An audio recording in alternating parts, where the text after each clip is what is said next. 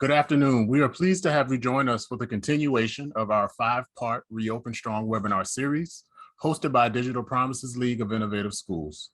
The League of Innovative Schools is Digital Promises' flagship initiative, and over the past 10 years have grown into a robust and dynamic network of 114 public school districts in 34 states, representing over 3.5 million students. League members are committed to working together to improve student outcomes and solve the challenges facing K-12 schools through innovative strategies, learning technology, and research. The League of Innovative School works to validate, champion, and scale innovative learning opportunities to advance equity and excellence for all students. I am your host, Dwayne McClary, Director of the League of Innovative Schools. As schools continue to reimagine teaching and learning in 2021, how has the pandemic evolved their definition of innovations? Schools are reopening and reporting the use of new instructional models and alternative assessments, and traditional school metrics may no longer be the most effective means of measuring teaching and learning. Today, leaders from the League of Innovative Schools will discuss what their districts are doing to personalize learning and why they're focusing on student long-term success rather than year-to-year progress. Before we begin, I want to share the outline and a few housekeeping rules. All attendees will be on mute throughout the webinar without talking capabilities. Please input your questions, if you have some for the panelists, in the Q&A option below. If you see or hear anything that you agree with, please feel free to show your support and add your comments in the chat area. For the first 45 minutes, I will moderate a discussion with our panelists. And for the last 20 minutes, we will shift to a town hall Q&A. And we invite you, our audience, to drop your questions in the Q&A for our panelists. So let's dive right in. I want to now welcome our League of Innovative School panelists, Dr. Mark Benigni, he's the superintendent of Meriden Public Schools. Dr. Melvin Brown, superintendent of Reynoldsburg City Schools. Mr. Matt Miller, superintendent of Lakota Local Schools. And Dr. Melissa Moore, superintendent of El Segundo School District. Welcome, League members. We're super excited to have you guys. Thank you. Thank you so much. All right, so let's dive right in. I would like to ask each of you to paint a picture of your district's demographics, talking about numbers of students, number of schools in your urbanacity, and any other information you would like to share about your district. And we'll start with you, Melissa. All right. Well, welcome to El Segundo Unified School District. El Segundo is located literally right next door to LAX, adjacent to Los Angeles County. So we're a little piece of suburbia, right surrounded by big urban areas and great industry. El Segundo is very unique in the fact that we're second to Fortune 500 companies in the state of California, and a lot of industry is here. So we've got 70,000 people here during the day, but only 16,000 people in the evening. So we're a small school district. We serve 3,400 students. I have a preschool of 100 kids as well. And when we started distance learning, obviously we closed down schools March 13th of 2020, and we, as a member of the League of Innovative Schools, were ready to reopen on Monday the 16th because of the fact that we were a one-to-one district. We once again in the fall had to stay with distance learning, and slowly we're able to bring students back to a hybrid model starting in December, and all students back to a hybrid model in March. So we're happy. August, we've opened schools full time, and we've got 99% of our students who've returned to us, Dwayne. Awesome, great. How's it going up in Connecticut, Dr. Benigni? Sure, thank you. So I'm Mark Benigni, superintendent of the Meriden Public Schools. Meriden is in central Connecticut, about 2 hours from Boston and 2 hours from New York City. We have 13 schools, approximately 8,500 students. And our students, 75% of our students identify as non-white, 77% of our students qualify for free and reduced price meals. However, we're a universal free breakfast and lunch district. We're a small city in central Connecticut, and for us, obviously 18 months ago in March, we went out for a while, but last school year, we offered families the choice of in-person learning, which about 70% of our families selected, or remote learning, which 30% of our families selected. While we definitely had our fair share of quarantines, all of our students, we never closed down a school.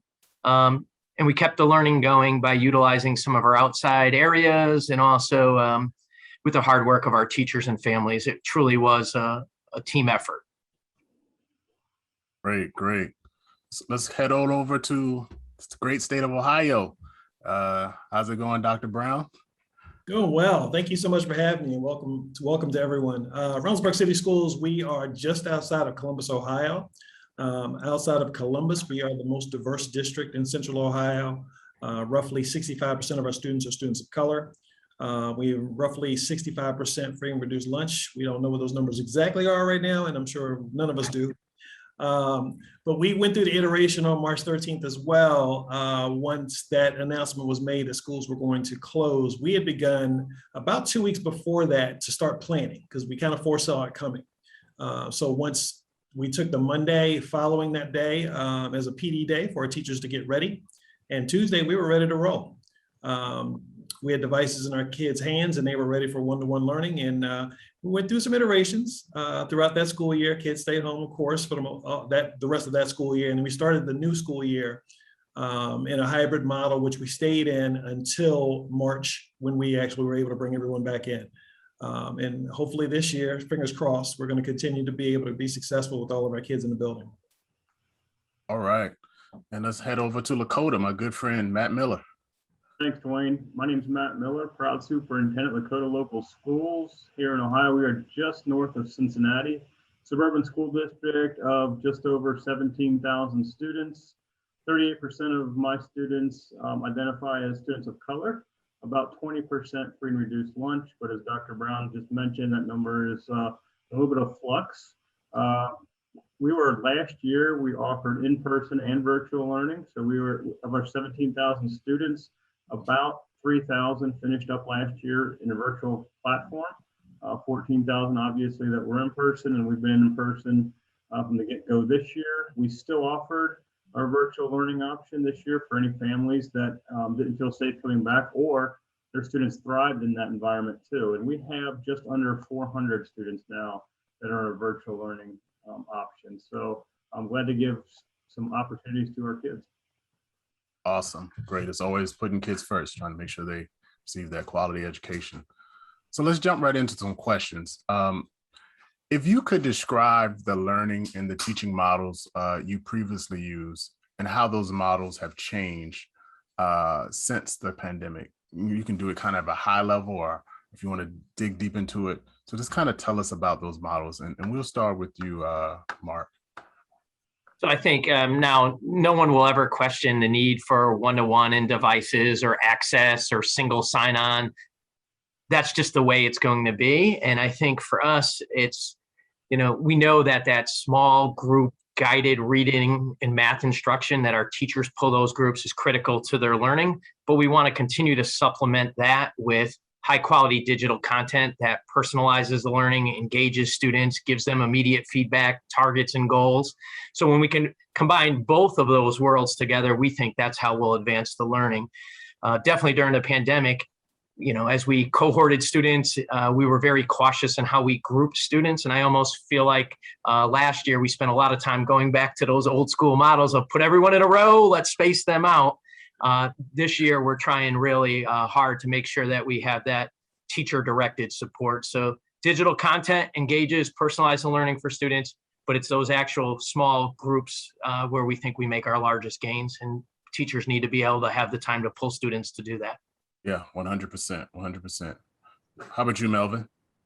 In our case, we were doing a little bit of the digital instruction ourselves anyway, even before the pandemic hit us, with some virtual classes we were doing in conjunction with our college partners. So we had some elements of that already in place, but obviously it was not systemic across the district. So that shift was swift, and our teachers adjusted really well to make that happen. I think we've held on to a lot of that to make sure we're still using some of those platforms that allow us to have some more effective meetings. We have kids who will get together in groups themselves across schools using this platform that we're on right now to discuss things on grade level. Teachers have been engaged in a lot of different ways to use this new technology and these new challenges that we've overcome to kind of revolutionize what they've done in the classroom. A couple of the biggest things that really stood out to us was making sure our kids were okay when they came back to school. We need to make sure from a social emotional standpoint that they were ready to come back into school and be successful. And we were purposeful in the first couple of weeks of school to address those things with a ton of whole child supports as kids came back into the building. So I think navigating the pandemic from a structural standpoint, those pieces, while they may have been clunky from time to time, I think we were able to overcome those. But I think more so philosophically, it's made us think very differently about education in general. Yeah, 100%. Matt, how's it going over there in Lakota? Well, I want to go a little bit different direction, but I agree with both Melvin and Mark. I think one of the things too we need to remember is this lift was huge, and our teachers got a lot of credit for it in the beginning, 18 or 20 months ago. But there were some key players, so to speak, in all of our districts, I think, that made it work. It tightened up, I think, when it tightened up a little bit of the technology aspect for our teachers. We had some, at least I did, and I'm sure maybe some others did too, some resistors to the technology. But once we had to flip the switch and go remote or offer that virtual, no one had a choice anymore. And so, and to get that work done for maybe some of those, small group of resistors, but also to get some of our teachers who want to try new things with technology. We need our digital learning specialists, our directors that deal with digital content every single day, and curriculum directors. Those were the sort of the key people, I think, in my district that launched us and made it successful for our kids, for our families, and for our teachers. And so you need to have those people that are making those connections, that know how to get us from point A to point B instead of floundering a little bit. And so I think that was key to any success we've had as well. Yeah, wow. Melissa, what's going on in California? Yeah, I'll build on what the gentleman said, because I believe that we probably all share this feeling, but the distance learning and the hybrid learning really put us at a disadvantage with our students social emotionally. And so my words to the staff moving into this year were listen to the learners, right? Listen to the students. Let's look at opportunities to empower them to find agency, purpose, and meaning and relevance in the curriculum. So allowing students to have voice, to provide feedback, and to feel like they have some control over what they're doing in the classroom, as opposed to what was imposed upon them last year.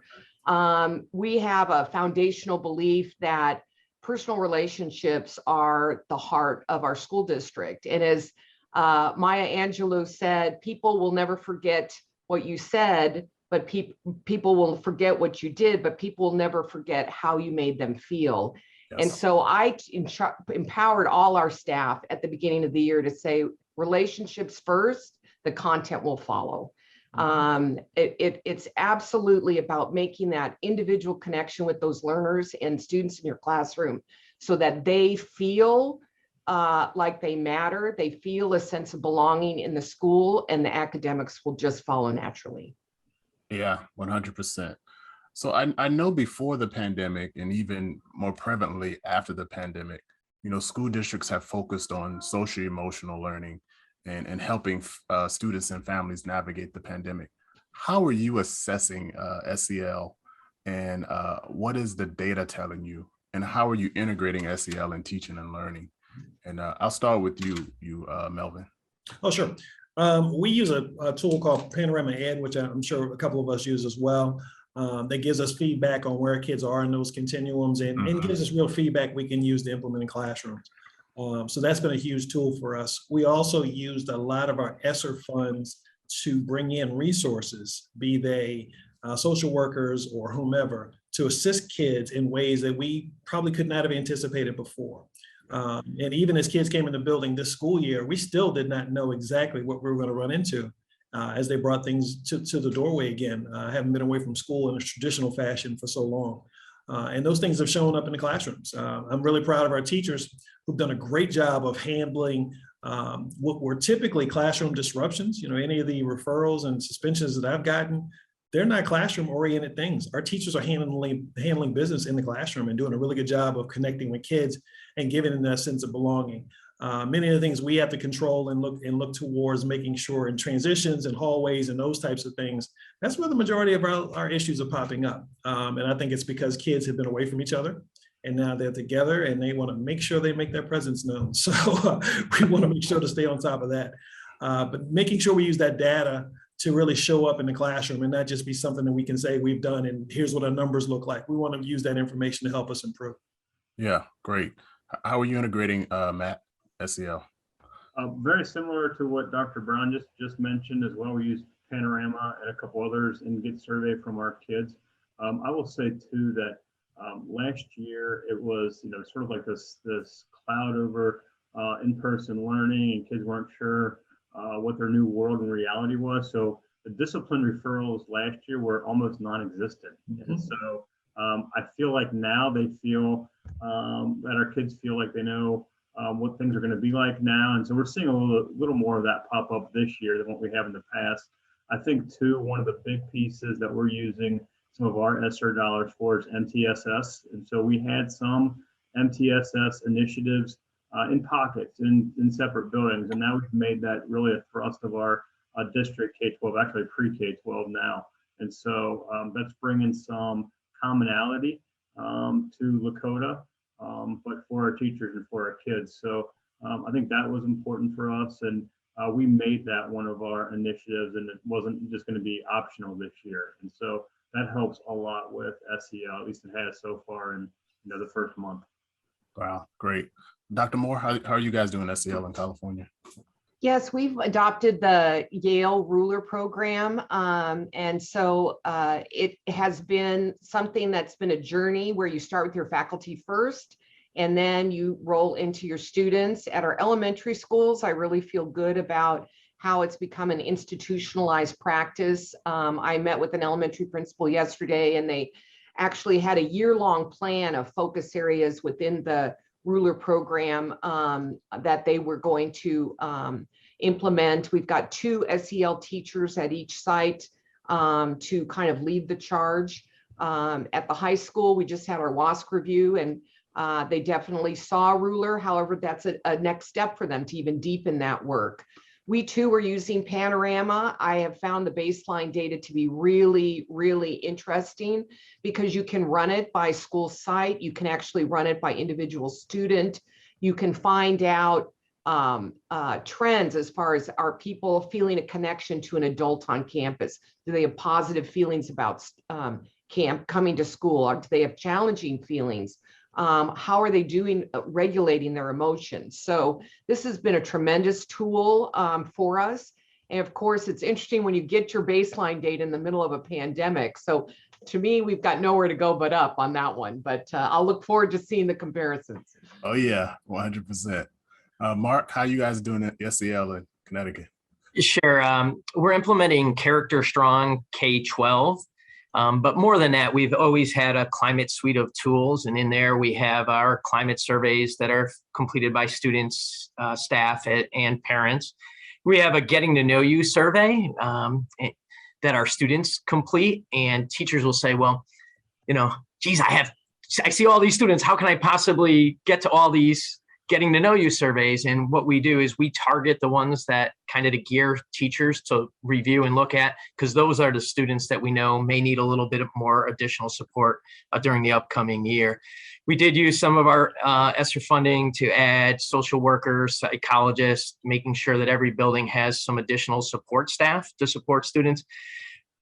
But our big bet this summer was to really do more programming than we've ever done as a school system over the summer months.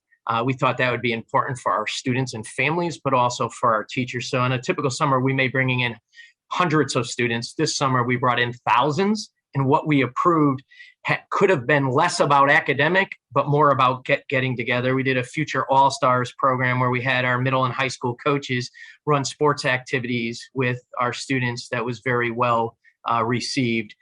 We partnered with other not-for-profits who were running camps in the community, and we would do a morning session and then we'd bus the students out to their camp programs. So really we said, what can we do to make this year start smoother? And there's still work for us to do right now, but I think getting students back into schools, back together over the summer has helped us start this year successfully. Awesome, great. So let's kind of continue along that same line about learning, but let's shift a little bit towards this word that everybody has been talking about, I think, since the pandemic started, learning loss. Like that is the buzzword right now. And there's a lot of discussion on learning loss. So I want you guys to tell me, what is the data telling you about learning loss in your district? Melissa, I'll let you start us off. Yeah, that's an interesting one. We're not liking the word learning loss. We're wanting to shift to learning acceleration or accelerating learning. So we as a district did make the decision. We had an option whether we were going to participate in statewide testing last year or not. We decided why not. So we did have some scores go down on that assessment. However, it was limited. It wasn't the same assessment. There were a lot of different variables that went into that. But what we saw was really the happiness of the students coming back to school. This summer, we did run a program for any child. We targeted those students we knew needed to be there, but we said, hey, if you want to send your child, please send your child. And we had our teachers, we actually looked at some variable compensation where it was compensated at a higher level so that our teachers would spend the time after a long year to teach our kids this summer. And so we had a comprehensive program this summer so that people could kind of start the year on a level playing field. But really, we're taking the kids where they're at and trying to accelerate this year. So nothing was noteworthy really as it related to the loss, just wherever we can to have the kids back at school full time. Oh yeah. Matt, tell us about learning loss. What is the data telling you? Again, interesting topic. And so one of the early things that have been sort of like a cautionary tale for us, I think, is our learners at the lower levels, our youngest learners in terms of reading. And so that was an area of concern that we had early on, and that's sort of borne out. Our middle learners, I would say, are pretty much on track with what we expected, without a pandemic being involved, about where they've been tracking pre-pandemic, so to speak. High school, a lot of different variables, up and down, and swings. But my biggest concern right now is the literacy level of our kindergarten, obviously, but first and second graders as well. And so there are some gaps there. And while in normal times, the variety of their ability level is all over the place, it is much worse now. And so we're seeing some of those issues come to the forefront. So I don't have an answer to that, Dwayne. I just know what I've seen and what I've been talking to kindergarten teachers, first grade teachers, second grade teachers about what they're seeing in the kids so far this school year. Wow, great. Mark, what are you seeing? Learning loss data. So quite honestly, we're not seeing a learning loss, and the term does drive me crazy. It should be about level of learning gain. And we always want the level of learning gain to be greater than it is on any given year. So we, as in Connecticut, everyone gave the Smarter Balanced assessments, and that was to be given to remote learners or to in-person learners. We had about 96% of our students take the SBA test. It didn't surprise us. We compared our pre-5-year COVID average to where we were at. We actually, in grades 6, 7, 8 in both ELA and math, we outperformed our 5-year pre-COVID average. Grades 3, 4, and 5, especially with our remote learners, we saw some significant areas of concern. We also use iReady assessments. So from fall to spring, you're always wanting to see more green and less red in students moving, and the data there was pretty strong as well. So as we look, when we come back, some of those students that we want to make sure that we're providing acceleration, additional support are our grade 3 to 5 learners who chose remote learning as their learning option. last year. And we're asking ourselves, how can we get better at providing remote learning at those younger grade levels? So definitely not learning loss though, Dwayne. Level of learning gain, we're never satisfied, so we always want more, but our students definitely made progress during the toughest of times, and it's a credit to the teachers and the great staff who worked so hard. Awesome. All right, Melvin, bring us home with this learning loss term. And we've talked about learning loss quite a bit, and my question is always learning loss in comparison to what? These are all metrics that we created, mechanisms that we created, and we can recreate those so that we can do them for the best needs of our kids. Like Matt said earlier, for me, we were concerned about our youngest learners in terms of what they were getting from literacy accuracy as they were coming back into school. Some of the things that really bothered me, I was concerned about is what may have they been missing developmentally in those particular times. And I was also concerned with my high school kids, making sure they had the credits to graduate. Those kids in the middle, they were doing pretty well. And we were able to go back and triage, if you will, some of that stuff to make sure they were able to stay up to speed. But as far as learning loss, that term, we kind of banned it. We refused to talk about it. We wanted to talk about having an assets mentality in terms of looking what our kids could do and in how those skills that they know so well and some of the things they've acquired during the pandemic can then show up in the classroom and help at closing in gaps with any things they've struggled with. So we had to really battle against having a deficit mentality and having this, oh, woe is me type thing where we're talking what kids can't do. I'm not interested in hearing what they can't do. Let's talk about what they can do and how they can help them accelerate and do things that they're interested in school to help them be more successful. So yeah, the term learning loss has really, what's the word I want to use? It's bothered me from the very beginning. There was a Time magazine article back in the fall that talked about learning loss, and it had a young Black girl on the cover, and I wanted to tear up the entire cover completely because it gives the wrong message about what actually happens in schools. We aren't going to lose kids. We're going to make sure they stay on track. That's what we do as educators. Exactly. So everyone, I hope you heard it here at the leagues. Reopen Strong. Learning loss is not the right word. Maybe don't say the word learning loss around your superintendent. All right. So looking ahead, what's the next step in teaching and learning and assessment? What are 1 or 2 lessons learned that you would want to share with your colleagues watching today? And I'll start with you, Melissa. Yeah, I think for El Segundo on the assessment piece, we're seeing some really good work with our AMPed cohort of teachers as it relates to assessments, where they're really taking a look at student projects. And so, for example, in science at the middle school, they did a genetic unit, and the students specifically completed a research project where they learned more about vaccines and the science of genetic engineering behind COVID-19 vaccines. And then they create a multimedia presentation, whether it was a video or slide deck that teaches the science of COVID-19 and 3 COVID-19 vaccines to a middle school student audience. So how powerful for students to kind of have that level of agency and thought processes. So that's just one really good example. But the next step that we're really wanting to look at as well here in El Segundo is specifically to build an assessment related to our graduate profile. So we've identified 5 major competencies and sub-skills for our graduate profile, which is our true north. It's our promise to our community. What are the skills and competencies your child will graduate from El Segundo High School with to enter college and career? And there were countless hours put into creation of that. And now we'd really like to have a more purposeful rubric and assessment that students can do to find out where they're growing and learning in that process. So that's something that we're really looking at to develop this year. So we're excited about that work. Awesome. Mark?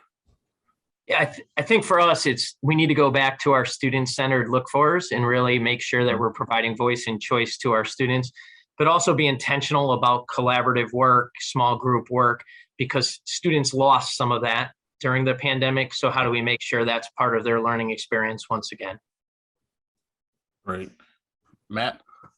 The other thing I would add, Dwayne, to what the previous panelist said is there's a little bit of trying to get back into that assessment rhythm, for lack of a better term.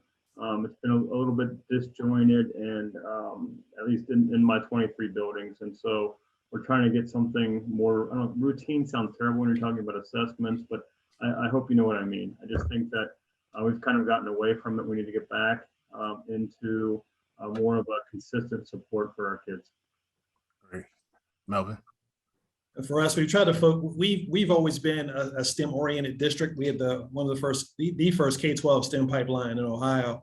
And what we've done with that work, being that it's project-based learning, we spread that throughout the entire district. So all of our schools have some experience in that realm. And so we want to look at how kids are assessing, how we're assessing how kids apply what they've learned in class to real life situations. I feel like Melissa and I may have been working together at some point that were very similar. In our portrait of a graduate, we identified 5 competencies we want all of our kids to have by the time they walk across the stage: being an innovative problem solver, socially, emotionally competent, an effective communicator, being collaborative, and then being a socially aware and global citizen. These are all things that we're using to show kids how this continuum should look, and we're looking to use assessment to help us define what these ideas are. I think you know, the summative assessments that we have across states, they're going to always be there. We're going to always deal with those, but that's not the data that tells me how well kids are doing. That tells me how well we're doing and how we can look at our practice. I want to know how well kids are doing as well, and I think those pieces will help us show that kids are making some serious strides, and looking forward to how that's going to shake out come the end of the school year. Awesome, great. So before we shift to the town hall where folks can ask questions in the Q&A, there were some questions that were when the attendees registered that they presented. So one of them is, what tools are you providing for educators of students with special needs, and how you're addressing equity and access? And I'll open the floor for anyone who wants to answer that question. I'll jump on equity and access all day because that's kind of who we are. Equity is a word we began to use in education very prevalently over the course of the past 18 months, but we've been doing that for years. We looked at 3 years ago, we looked at how our students of color and our students from economically disadvantaged backgrounds were showing up in AP classes, and there was a stark difference. We took some steps to improve that and increase those numbers over the course of 2 years by 43%. So those are things we were purposeful about. With our students with special needs, we're always looking for new tools to help them be successful, but also to help their parents understand how to help them be successful. Our autism resource team developed this great landing page online. That's a place that's now a digital platform that never would have existed before, where both students, parents, and other teachers can go to and find resources to help them in the classroom. And I think this entire thing, these online opportunities, have really increased how we engage with each other and how we can share ideas. So I think, you know, those, I'd like to say I'm providing those things, but teachers are really providing those things themselves. They've been incredibly creative, and I'm so proud of them. Yeah, I would like to add that we really started with our Board of Education 18 months ago to say, you know, have we really embedded issues like equity, diversity, inclusion in our goals as a superintendent and board team? And we actually took time to embed specific goals within our action plan for the next 4 years. And I think that really helped give our teachers permission to feel empowered to take those next steps. So our goal is really for our students to feel seen, heard, supported, and loved. And that's for every single student. And one of the things that we have noted for our students is the need, and I've heard several of my colleagues here today mention, for mental health supports. And so we're just hiring another school psychologist to assist with additional assessments that need to be done for special education and specifically counseling services. And that we have added services to our continuation school, specifically in the area of mental health. So making sure that the students who require that little extra care are provided that, especially those students, for example, in special education or who don't feel comfortable attending a comprehensive high school setting and prefer a smaller setting. So making sure those supports are actively available. Dwayne, the other thing I would add is we extended summer school programs for our students in special education. We ran AP summer boot camps for all of our students.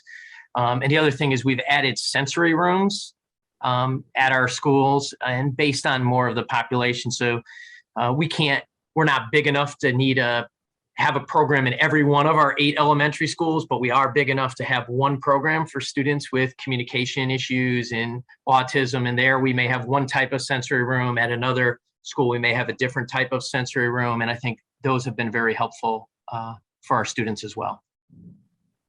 At Lakota, Dwayne, we, in addition to some of the MTSS supports, we're also blessed with champions and liaisons in each building. So they go out into our neighborhoods and into our homes, children's homes and communities to make sure if we didn't have that or don't have that connection with the kids and families, that we get it in a face-to-face format. So I'm lucky that we're able to have that resource and pull that off, and our families are lucky too.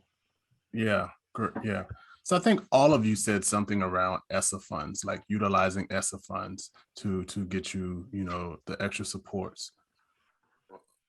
How do you sustain this model going forward? Because you're laughing, because a lot of people are saying post-pandemic. I don't see the end yet. Like, hopefully we're getting close, but we're not at post yet. How are you preparing for next year if these ESSA funds don't come back?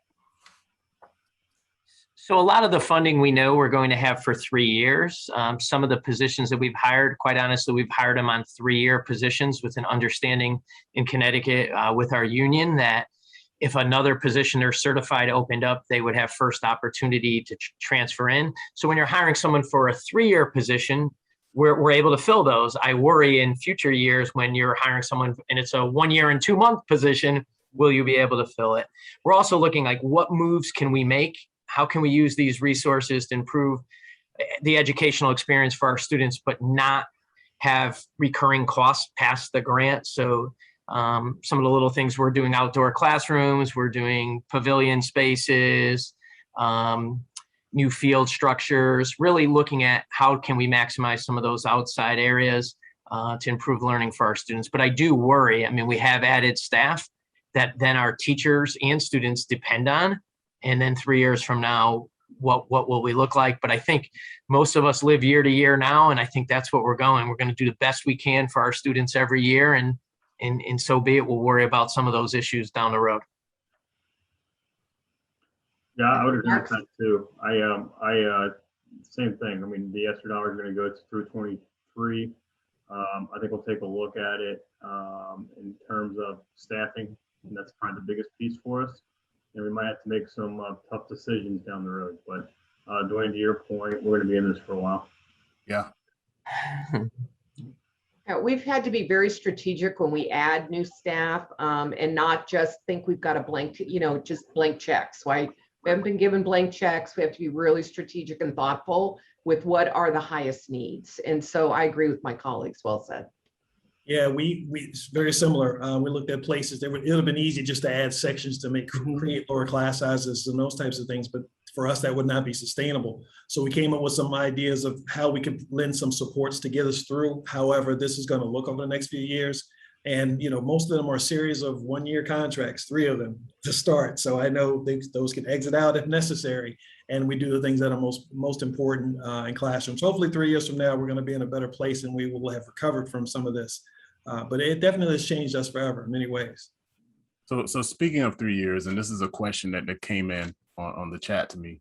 Speaking of 3 years, like we are now in year 3 of the pandemic with school. Like it doesn't even seem like that, but year 3. So saying that, how have you helped parents understand the change in the reporting of growth that looks different from what they expected?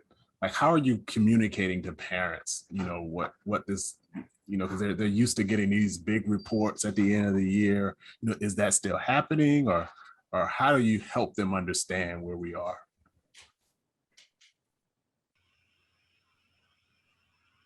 So, I mean, it's a great question. So for us, we're still sending home their SBA reports, letting them know if they're approaching standard, met standard, above standard, what areas that they have. But we also have done a much better job of trying to share more of the internal data that shows true real learning, not just the test score per se. but we're not going to back away from sharing the SBA data as well. We've been able to slowly migrate into a standards-based grading model. So we're having those conversations now. Some of our schools are a little bit ahead of others, but now that we have this opportunity, we can have those conversations with parents because things do look different. And so we may as well make them look a little more different. And we also learn from, give kids an opportunity to show what they know throughout the school year. And I think so far it's gone pretty well. We still have a lot of work to do in that arena, probably throughout the rest of this year and probably next year as well. By the end of next year, I think our district-wide, we will be in a place where we'll be standards-based grading throughout.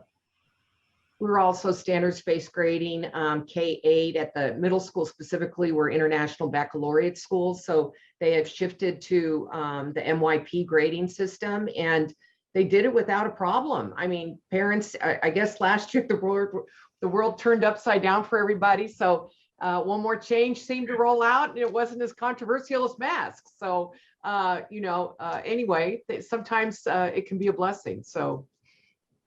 And I would say yes to all that, and also because of how we were forced to do things via Zoom and other technologies, it's almost like there's more conversation between home and school going on now than pre-COVID times.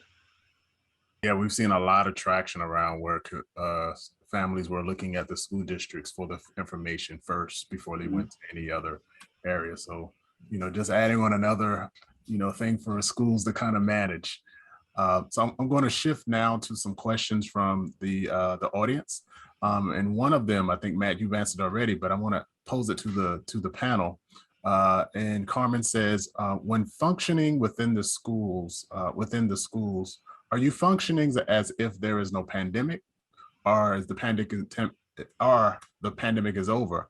Are there protocols for distancing and masking? So I know that's another burden that you now have to worry about on top of teaching, learning, and assessment. So I'll open that up for anybody. Yeah, I would love to have shifted to not have to worry about the pandemic, but we've all been kind of deputized as public health officials here in California. I don't know about my colleagues, but that's the case here. And we've become contract tracers. We've become weekly phone calls personally with superintendents and public health officials. We've got to stay out ahead of it.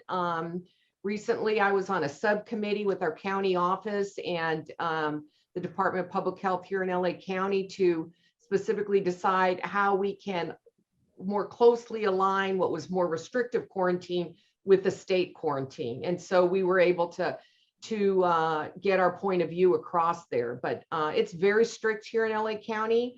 But I can say, I just opened up the paper this week and it said California was leading the way in the lowest level of cases. So I have to feel good about that. And this week I have one out of my 3,400 kids. And I've only had one case of student transmission in over 13 months.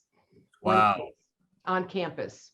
Community transmission. And you have mask required? Masks are required in school indoors. Yes. Gotcha. We're a mask required district, doing some of the same things, distancing to the point that we can. We've had some of the biggest issues have been in lunchrooms, things of that nature. They've been difficult to deal with. And in many cases, some of our biggest obstacles is dealing with the anti-maskers who don't want us to wear masks. Finally, I had to get to the point where we talked about, maybe masks don't prevent you from getting the virus, but I can keep kids in class if they have masks on. They don't have to quarantine if I can get them. And I think the vast majority of our community has understood that. Some still push back against it, but we're still just going to do what we can do that's going to be best for kids overall, whether some folks like it or not. To that point, we've masked up K-12, and I put that in the chat before. But to Dr. Brown's comment, we also keep track of how many quarantines we've saved. And so for Lakota, we have almost 1,700 students that would have been quarantined had they not been wearing masks. Wow. So when you think about the learning lost there, yeah, the anti-mask groups, for lack of a better term, have a hard time combating that one. Connecticut, very similar. Definitely the pandemic is not over. Our schools are different. It's still the 3 W's for us: the wearing of the masks, the watching the distance, and washing your hands. We're also, while we're running a full complement of sports programs, music and band programs, we are being careful with other outside activities. So open houses and parent-teacher conferences. If parents want to come in, we'll accommodate, but otherwise we're going to do it virtually.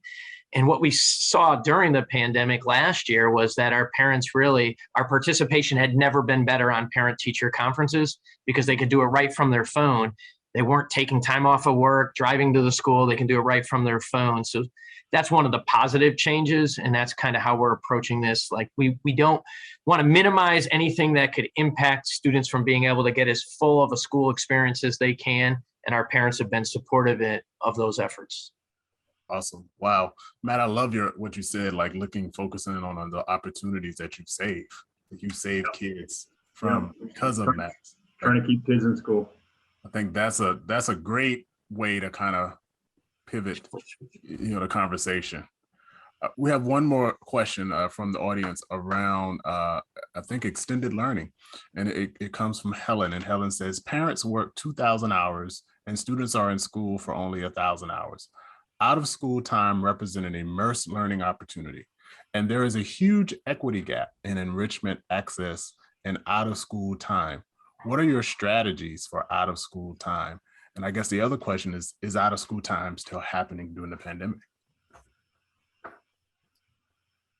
That's tricky. There are limited opportunities for out of school time right now. Yes, we're still doing our full scale sports programs and band, music, chorus, what have you. But after school programs aren't necessarily as robust as they were before because we don't have as many kids there. But we have partnered with a company that's providing us 24-hour teacher support for kids while they're at home online. So if they're doing work 10 o'clock on a Thursday night and they're struggling with a concept that they can't get across, they can log on to their account, go into the program, and they will find a live teacher who can assist them with what they're trying to get done. So that's one way we're looking to extend, but also lend support for kids outside of school. We partner with the YMCA, the Boys and Girls Club, a few other local not-for-profits with before and after school programming. We do all we can to encourage our students to participate in those clubs. So if you're 6 through 12, there's a lot of after school activities. Regardless of what your interest is, we're running all of those. At the earlier grades, like I said, we partner with these outside agencies, and they've been terrific as families come and working with families to make sure that it works. So financial support is always available, scholarships, and that's part of what we're looking for from our local partners. Yeah, we run a childcare program for our families through 8th grade if they need it, which also provide some enrichment programs. We have our Ed Foundation that runs programming for us after school as a fundraiser, which includes sports. We have a very comprehensive athletic program, like Melvin mentioned. That's a lifeline for a lot of kids in school, especially at the high school. Actually, I almost feel like that has helped us with vaccines because if you're vaccinated, you don't have to quarantine. So if you're a close contact. So I think, the teams felt an allegiance to their fellow players that, I'm not going to let you down, and families opted to get more vaccines. Our vaccination rate went up because of that. But all in all, we're still providing activities and things. Some have moved to remote, like Mark mentioned, in some settings. We're in Connecticut really experiencing great challenges with transportation, having enough bus drivers, switching hours for activities. We were so strict that you're not getting out of school early, you're not missing class time to go to games. And now a lack of transportation is forcing us to say, okay, well, maybe we have to dismiss a little bit earlier so the bus can be back in time to do the elementary runs. So a bus driver shortage is really complicating matters for us a little bit on how we'll provide those after school options and activities. Yeah. Anybody else experiencing bus driver shortage? I know I am. I'm driving the McClary bus, dropping kids off in the morning and picking them up in the afternoon. You got a job for you, Dwayne. Come on up. I was down 16 routes yesterday. Wow. Yeah. So, and parents are getting tired of that. I don't blame them. Yeah, I know here in the DC area, it's a little tricky because you have the public school bus route and then you have the transportation buses. So of course you get paid more if you go to transportation. So districts are losing, they're training the bus drivers and they're losing the bus drivers to the public transportation. So it's like tricky. Dwayne, so here in Connecticut, like the bus companies themselves are offering incentives if you're already a certified driver, but that only takes a driver from one district and puts them in another district. It just switches the problem. It doesn't actually help, fix the problem. Fill the gap. But wow, yeah, it's hard times out here to be a superintendent. I'm glad to support you guys and glad I'm not one. So we're wrapping up. We're getting close to the end, and I want to open the floor for final thoughts, and I want you guys to think about this. We're talking about teaching, learning, and assessment, and some of your colleagues are out there listening to this or will listen to this recording. What's one or two things that they can do tomorrow to help support teaching and learning and assessments in this time of reopening and hopefully maintaining and staying open? And I'll open the floor for anyone just to share a quick thought. I think as much as we applauded, and rightfully so, teachers who had our shutdown 18 months ago, that spirit of how hard they're working and the efforts that they do every single day, I think we've lost a little of that over the past couple of months. We need to bring that back. And I'm not saying that that's superintendents, but for the public at large. I think that's probably my biggest piece. And just it goes back to the relationship piece of seeing people again. And so while we're messed up, I think people are just glad to be back and want to keep that going. Yeah. Outside of instructional things, I would just want people to exercise grace and empathy, recognizing that this is the most challenging time we've ever had in our careers, and none of us were trained to do this. So educators are working their butts off to make sure we can do this as well as possible. And we and anybody else associated with this work deserve some grace and empathy and seeing things through the eyes of other people. That's something I hope people would start to do every day. And I would just say, stay positive. And if you're at one of those difficult moments, just visit a school and see your students, and they'll lift your spirits right away because they're still making it work with a positive attitude every day. Yeah, our teachers, I think educators across the nation have been absolute champions throughout this event and are real heroes, truly. And I agree with Melvin. Grace, understanding, patience. So many correspondence I've sent out to people this year ask for grace, patience, and understanding during this. And so now more than ever, we all need to be a company of owners where everybody feels empowered to take ownership and take things to the next level in your classroom with your students, and really promote student agency, voice, choice, feedback whenever possible, so that they also, as a student, feel empowered. Awesome. So we are at time. We're about to wrap up. I just want to thank the dynamic, I'm going to call them the dynamic 4 M's, Mark, Melvin, Matt, and Melissa. Just realizing all of their names start with an M, and I'm the only one with the D.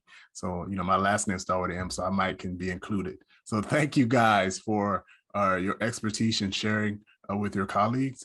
And thank you once again, and I look forward to see all 4 of you guys very soon.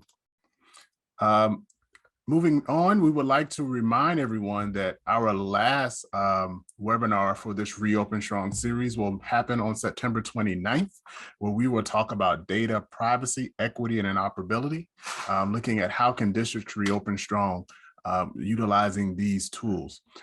Also, if you would like to register for that webinar, please go to the bit.ly at the bottom of the screen, bit.ly/reopen strong. And also, all of our webinars are being recorded. You can watch them on our YouTube channel at Digital Promise. Thank you once again. We look forward to seeing you guys next week, and continue to do right by students.